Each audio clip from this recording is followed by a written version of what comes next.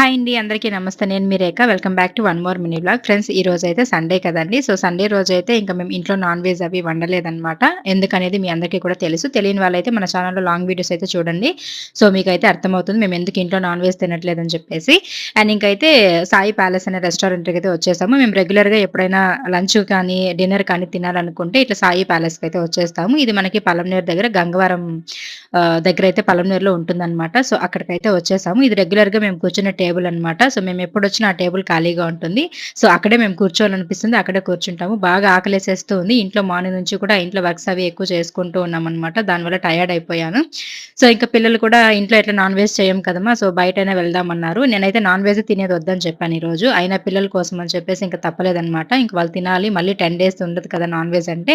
సరే అని చెప్పేసి ఇంక పిలుచుకొనొచ్చామండి. ఇంక ఆర్డర్ అయితే పెట్టేసాము. వాళ్ళొచ్చే లోపల కాస్త అట్లా రెస్టారెంట్ అంతా చూపిస్తూ మీతో అయితే నేను ఈ వీడియోని షేర్ చేశాను. నచ్చితే లైక్ చేయండి. Thank you.